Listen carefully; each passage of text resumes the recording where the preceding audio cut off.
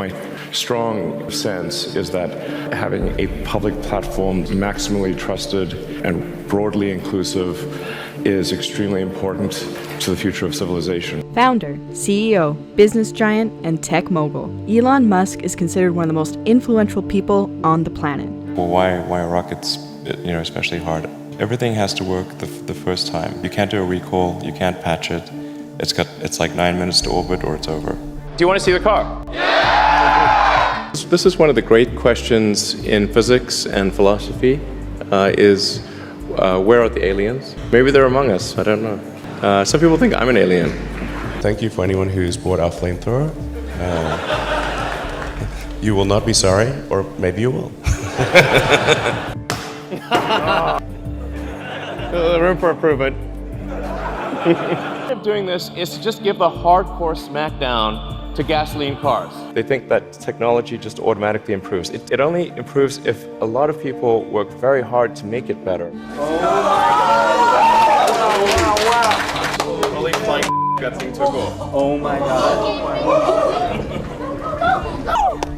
That's unreal. Elon Musk, his story is weaved with epic failures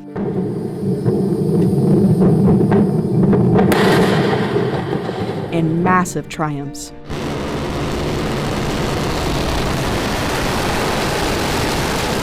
As well as plenty of hard work and dedication. I think certainly being focused on something that you're confident will have high value to someone else. A natural human tendency is wishful thinking. So a challenge for entrepreneurs is to say, well, what's the difference between really believing in your ideals and sticking to them versus pursuing some unrealistic dream that doesn't actually have merit? And that is a really difficult thing to tell. Can you tell the difference between those two things? Right. So you need to be sort of very rigorous in your self-analysis. I think certainly extremely tenacious and then just work like hell. I mean, you just have to put in, 80 to 100-hour weeks every week. So all those things improve the odds of success. If other people are putting in 40-hour work weeks and you're putting in 100-hour work weeks, then even if you're doing the same thing, you will achieve in 4 months what it takes them a year to achieve. Elon Musk's long-term thinking keeps him on the leading edge of technology. He knows that the challenges he sets for himself and his companies are daunting and will take decades to achieve. Regardless of the doubters and against the odds, he confidently pushes forward. Whether it's electric cars, space exploration, Mars colonization, or the advancements in AI, it's clear that his focus on the future of humanity is what continues to drive him each and every day. I really want to make sure that there is a good future for humanity, and that we're on a path to understanding the nature of the universe, the meaning of life, why are we here, how do we get here. And in order to understand the nature of the universe and all these fundamental questions, we must expand the scope and scale of consciousness. Certainly it must not diminish or go out, or we certainly weren't to understand this. So I would say I'm motivated by curiosity more than anything. And just a desire to think about the future and not be sad, And are you not sad? I'm sometimes sad. I'm feeling, I guess, relatively optimistic about the future these days. There are certainly some big risks that humanity faces. I think the population collapse is a really big deal that I wish more people would think about, because the birth rate is far below what's needed to sustain civilization at its current level, there's obviously we need to take action on climate sustainability, which is being done, and we need to secure the future of consciousness by being a multi-planet species.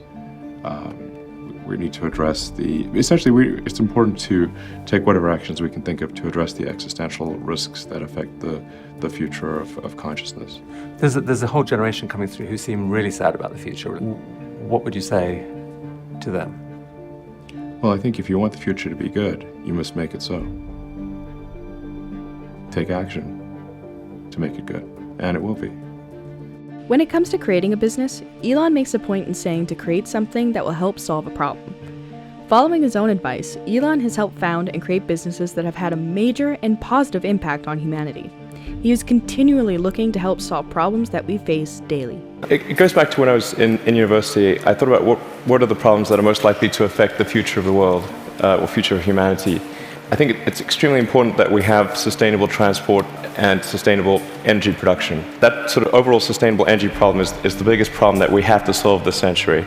Independent of environmental concerns, in fact, even if producing CO2 is good for the environment, given that we're going to run out of hydrocarbons, we need to find some sustainable means of operating. Given his impressive track record for success and pushing the limits, it's unsurprising that Elon continues to inspire people across generations. In his mind, it's important to be useful, both to other people but also the world. However, he acknowledges that it can be extremely difficult to be useful. Here is his advice for those looking to create a positive impact in the world and the thinking framework he uses to tackle humanity's biggest challenges. Millions of people look up to you. What advice would you give to them about if they want to try to do something big in this world, they want to really have a big positive impact, what advice would you give them about their career, maybe about life in general? Try to be useful. Do things that are useful to your fellow human beings, to the world. It's very hard to be useful. Very hard. Are you contributing more than you consume? Try to have a positive net contribution to society. I think that's the thing to aim for. Not to try to be sort of a leader for the sake of being a leader or whatever. A lot of times, the people you want as leaders are the people who don't want to be leaders. If you can live a useful life, that is a good life. A life worth having lived.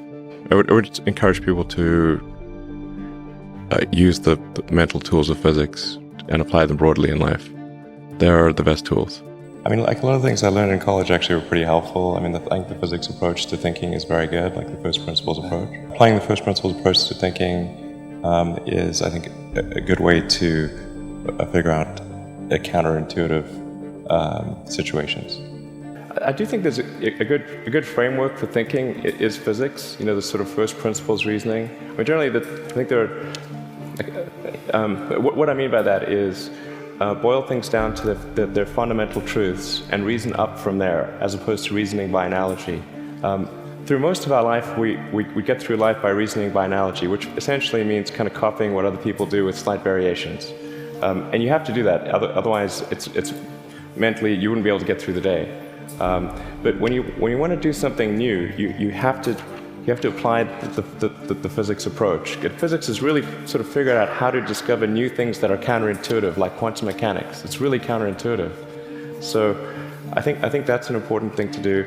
And then also to really pay attention to negative feedback and solicit it, particularly from friends. This may sound like sort of simple advice, but hardly anyone does that, and it's incredibly helpful.